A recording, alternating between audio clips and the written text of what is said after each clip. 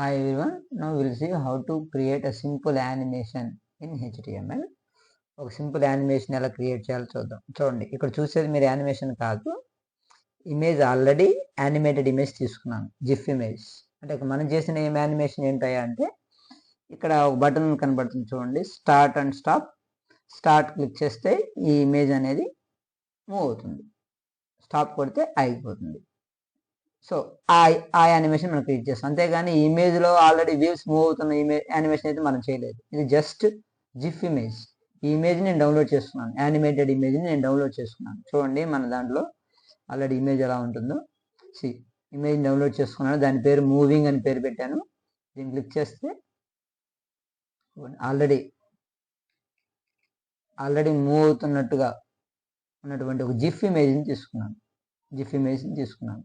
ఎందుకంటే మూవ్ అవుతున్నప్పుడు wheels move అయిన ఫీలింగ్ రావడం కోసం తీసుకున్నాను. అది మనం స్టార్ట్ అని కొట్టగానే, రిఫ్రెష్ చేసి అగైన్ స్టార్ట్ అని కొట్టగానే అది మూవ్ అవుతూ ఉంటుంది. ఇలా మూవ్ అవ్వటానికి, స్టాటిక్గా ఉన్న ఒక ఇమేజ్ని మూవ్ చేయటానికి మనం చేసిన కోడ్ ఏంటి అంటే, చాలా సింపుల్ కోడ్ అండి, ఓన్లీ 2 or 3 లైన్స్ కోడ్ ఉంటుంది అంతే. సింపుల్. అది మనకు ఫీల్ రావడం కోసం మనం ఏం చేసి ఉంటాం.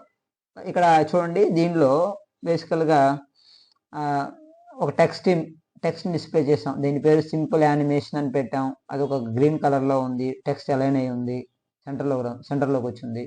ఒక ఇమేజ్ని ఇన్సర్ట్ చేసాం, 2 బటన్లు పెట్టాం. చూడండి మన కోడ్ ఎలా ఉందో చూద్దాం.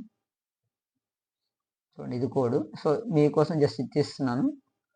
అంటే మనకు మూవ్ అవ్వడం కోసం ఏదైనా యాక్షన్స్ జరగాలంటే మన స్క్రిప్ట్ రాయాలి కాబట్టి జనరల్గా చూడండి, డాక్ టైప్ HTML అంటే వర్షన్ డిఫైన్ చేస్తుంది. HTML హెడ్, టైటిల్ యానిమేషన్ అని ఇచ్చాను. Script type equal to text are Java script. ఇది ఎందుకు రాయాలి, మనం ఏదైనా సరే ఒక బటన్ మీద క్లిక్ చేసినప్పుడు ఇంకో యాక్షన్ జరగాలంటే ఏదైనా సరే జావా స్క్రిప్ట్లో రాయాల్సిందే. అలాగే body BG colour equal to ABCDEF అని ఇచ్చాను, హెక్సాడెసిమల్ నోటేషన్. నేను ఎప్పుడు వాడే కలర్ ఇది light blue colour. Light blue colour రావాలి అంటే వెబ్ సేఫ్ కలర్స్ అంటారు వాటిని, ABCDEF హెక్సాడెసిమల్ నోటేషన్. అది H1లో align equal to centre, style equal to colour green, simple animation message వచ్చింది. అండ్ దెన్ ఒక ఇమేజ్ ఇన్సర్ట్ చేశాను, IMG SRC equal to moving.gif. Moving అని రాయడం వల్ల అది మూవ్ అవ్వట్లేదండి, ఆ ఇమేజ్ పేరే మూవింగ్ అని పేరు పెట్టాం అంతే, మూవింగ్. దీని ఎక్స్టెన్షన్ కూడా చూద్దాం కావాలంటే. ప్రాపర్టీస్ ఎక్స్టెన్షన్లో .gif, ఇదిగోండి నేమ్ అనేది మూవింగ్ అని ఇచ్చాం.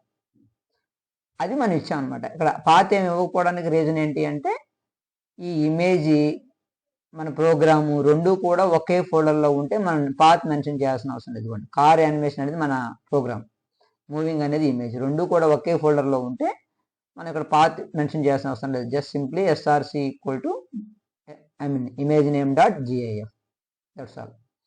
సో దీనికి ఒక హైట్ 150px, విడ్త్ 150px ఇచ్చాను. చూడండి, ఒరిజినల్ ఇమేజ్ అయితే అంత హైట్ లేదు, మనం ఎన్లార్జ్ చేసాం ఓన్లీ ఫర్ ఫీల్ కోసం అంతే. ఇదండి మనం రాసింది. ఒక టెక్స్ట్ మెసేజ్ H1 రాసాం, ఇమేజ్ ఇన్సర్ట్ చేసాం, స్టార్ట్ స్టాప్ 2 బటన్ క్రియేట్ చేసుకుంటాం. చూడండి, బటన్ స్టార్ట్, ఇంకొక బటన్ స్టాప్. స్టార్ట్ మీద క్లిక్ చేసినప్పుడు ఆన్ క్లిక్ ఈవెంట్ రాసాం, ఆన్ క్లిక్ చేసినప్పుడు ఆన్ అనే మెథడ్ రన్ అవ్వాలి, మెథడ్ ఇది రాయాలి మనం ఇప్పుడు. అలాగే స్టాప్ని క్లిక్ చేసినప్పుడు ఇంకొక ఈవెంట్ రాసాం, అది స్టాప్ ఆగిపోవాలి కాబట్టి స్టాప్ అనే మెథడ్ రాసాం. ఇది ఎక్కడ రాయాలి, జావా స్క్రిప్ట్లో రాయాలి. అదే నేను ఇందాక డిలీట్ చేసింది, ఒకసారి మళ్ళీ తీసుకొస్తున్నాను.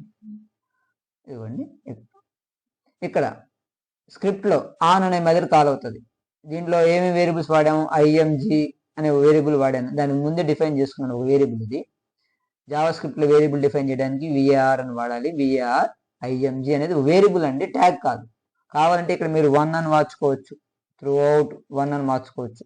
సో మనకి టైం వేస్ట్ కాబట్టి నేను ప్రస్తుతానికి ఉన్నది అదే వాడుతున్నాను, IMG నల్.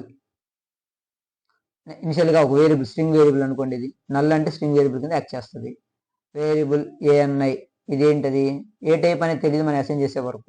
ఓకే, జస్ట్ ఇక్కడ చూడండి, ఇప్పుడు మనం బటన్ మీద క్లిక్ చేయగానే, స్టార్ట్ అనే బటన్ మీద క్లిక్ చేయగానే ఆన్ అనేది కాల్ అవుతుంది. ఆన్లో ఏం రాసాం మనం, IMG అనే వేరియబుల్లోకి document.getElementById. మామూలుగా మనం ఇంతకుముందు క్వైరీ సెలెక్టర్లో వాడినట్టుగా ఒక పర్టికులర్ ఇమేజ్ మీద ఏదైనా యాక్షన్ జరగాలి అంటే document.querySelector అని రాస్తాం.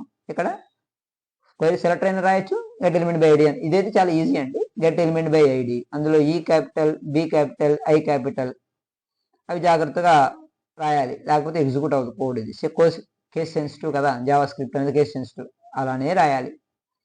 సో ఐడి అంటే ఎక్కడన్నా ఐడి ఉంటే అది ఇక్కడ రాసుకోవాలి. ఇక్కడ ఐడి ఏముంది, ఐడి image1 అని ఉంది. సో మామూలుగా డాక్యుమెంట్ డాట్ క్వైరీ సెలెక్ట్ రాసేటట్లయితే ఇక్కడ యాష్ రాయాలి. ఐడి రాసేటట్లయితే ఎలిమెంట్ బై ఐడి రాసేటట్లయితే యాష్ రాయాల్సిన అవసరం లేదు, జస్ట్ ఆ పేరు రాస్తే చాలు.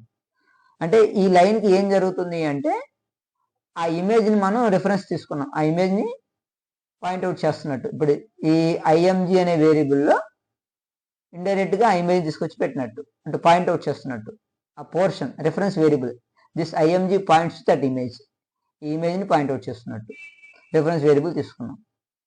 ఓకే, నెక్స్ట్ ఆ ఇమేజ్ ఇనిషియల్గా పొజిషన్ సెట్ చేసాం. IMG dot style dot position relative. పొజిషన్కి 2 వాల్యూస్ ఉంటాయండి, రిలేటివ్ అండ్ అబ్జల్యూట్ అని.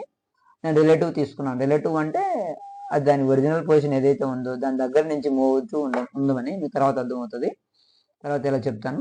అలాగే ఇనిషియల్గా ఒక ఇమేజ్ పొజిషన్ని నేనే డిఫైన్ చేసుకున్నాను. Image style dot left equal to 0px. ఎందుకు అని అంటే మనం క్లిక్ చేసినప్పుడు ఆ పొజిషన్ అనేది వేరీ అవుతూ ఉండాలి, లెఫ్ట్ అనేది అప్డేట్ అవుతూ ఉండాలి. ఇనిషియల్గా 0px అంటే దాని పొజిషన్ 0px, లెఫ్ట్ సైడ్ నుంచి 0px, పెద్ద డిస్టెన్స్ ఏం లేదు, లెఫ్ట్ నుంచి ఇమీడియట్ లెఫ్ట్లోనే ఉంది.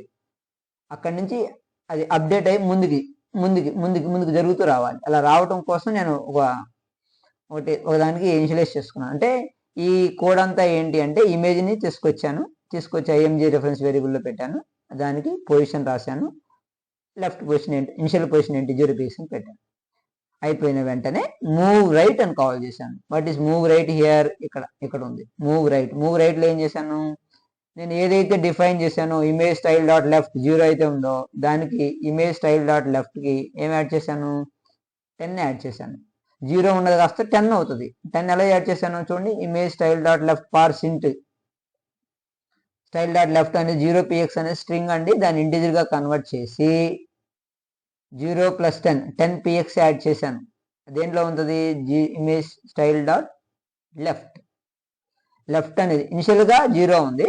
నేను ఎప్పుడైతే బటన్ క్లిక్ చేశానో రైట్కి వెళ్ళి అదే ఆన్లోకి వెళ్ళి ఆన్లో నుంచి 0కి అసైన్ అయింది, రైట్కి వెళ్ళి 10 అనేది అప్డేట్ అవుతూ ఉంటుంది. ఏమవుతుంది, 10 అప్డేట్ అవుతూ ఉంటుంది. 10 అవటం అంటే ఏంటి, ఇమేజ్ అనేది లెఫ్ట్ నుంచి 0 పిక్సెల్ డిస్టెన్స్లో ఉంది, ఇక్కడ నుంచి 10 యాడ్ అయితే కొంచెం ముందుకు జరిగింది.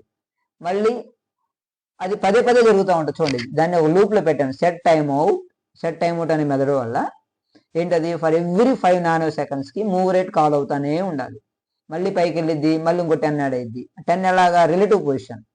ఇక్కడ చూడండి ఆల్రెడీ 10 ఇక్కడ జరిగిద్ది, అక్కడి నుంచి మళ్ళీ ఇంకో 10, అక్కడి నుంచి ఇంకో మళ్ళీ 10 రావడానికి పొజిషన్ రిలేటివ్ అని ఇచ్చాను అక్కడ, main reason. Okay, so main మనకి యానిమేషన్ క్రియేట్ అవ్వడానికి రీజన్ ఇది. Set time out move rate అనే method for every 5 nano seconds చేశాను. చూడండి మనకు రన్ అవుతుంటుంది. స్టాప్. సో ఇక్కడ నేను వాల్యూ మార్చాను అనుకోండి, ఇక్కడ 500 ఇచ్చాను అనుకోండి, చూడండి ఏం జరుగుతుందో, కొంచెం డిలే వస్తుంది. కొంచెం డిలే తర్వాత మనకు కాల్ అవుతూ ఉంటుంది. చూడండి స్టార్ట్ డిలే అవుతూ ఉంటుంది. మనకి ఫాస్ట్గా మూవ్ అయిన ఫీలింగ్ రావడం కోసం మనం ఏం చేసాం, ఇదంతా మెయిన్ రీజన్ ఎవరు, దిస్ సెట్ టైమ్ అవుట్ మెథడ్లో మెథడ్ నేమ్ డిలే. నేను డిలే తగ్గించాను కాబట్టి మనకు మూవ్ అవుతున్న ఫీలింగ్ వస్తుంది మనకి. సో నేను డిలే తగ్గించాను, మళ్ళీ సేవ్ చేశాను, రిఫ్రెష్ చేస్తున్నాను, చూడండి మూవ్ అవుతున్న ఫీలింగ్ వస్తుంది. స్టాప్ అని కొడితే స్టాప్ అయిపోయింది. ఓకే, ఇది పదే జరుగుతూనే ఉంటుంది. ఇన్ఫినైట్ లూప్ జరుగుతూనే ఉంటుంది. దాన్ని ఆపటం కోసం ఈ మొత్తాన్ని తీసుకెళ్ళి ఒక వేరియబుల్కి అసైన్ చేశాను. ఏఎన్ఐ ఇందాక తీసుకున్నాను ఇక్కడ వేరియబుల్.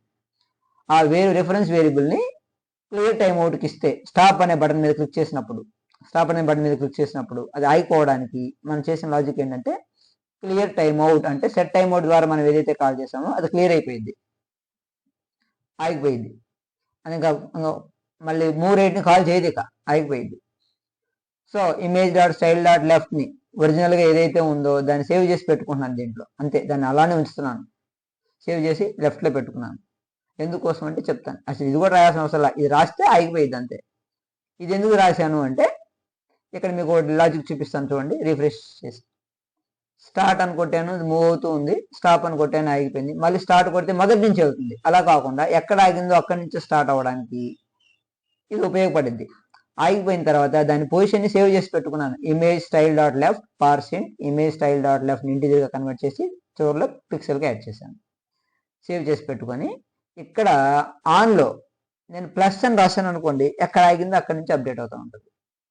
ఎందుకంటే నేను స్టార్ట్ అని కొట్టిన ప్రతిసారి ఆన్ అనే మెథడ్ కాల్ అవుతుంది. ఆన్ అనే మెథడ్లో ఏముంది, ఎవ్రీ టైం 0px అంటే మొదటి నుంచి స్టార్ట్ అవ్వమని, ఇక్కడ ప్లస్ అంటే అప్డేట్ అవుతుంది. ఆల్రెడీ అంతకుముందు ఎంత ఉందో అది అప్డేట్ అవ్వడానికి.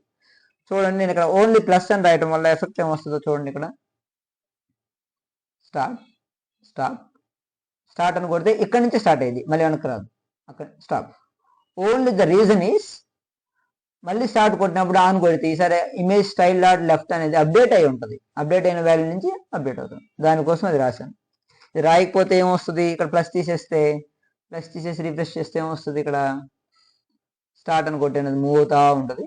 స్టాప్ కొట్టాను ఆగిపోయింది. ఇక్కడ స్టార్ట్ కొడితే స్టార్ట్ అంటే మీనింగ్ ఏంటి, ఇక్కడ what is start here, start అంటే ఆన్ కాల్ అవ్వాలని. ఆన్లో ఏముంది స్టైల్ డాట్ లెఫ్ట్ 0 నుంచి స్టార్ట్ అవ్వమని ఉంది. అంటే ఇక్కడ నేను స్టార్ట్ కొడితే 0 నుంచి స్టార్ట్ అయ్యింది.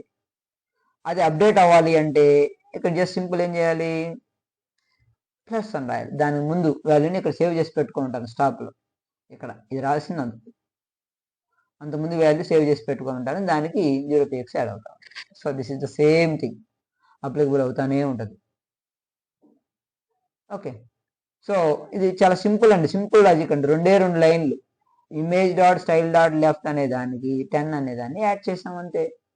యాడ్ చేయడానికి దాన్ని ఇంటిజర్గా కన్వర్ట్ చేసుకుని యాడ్ చేసి పిక్సెల్ అని పెట్టాం అంతే. ఇంకోటి అది పదే కాల్ అవడానికి సెట్ టైమ్ అవుట్ అని రాసాం. అది ఆగిపోవడానికి క్లియర్ టైమ్ అవుట్. దీన్ని ఒక వేరియబుల్కి అసైన్ చేసి ఏఎన్ఐని క్లియర్ టైమ్ అవుట్కి ఇచ్చేసాం అంతే.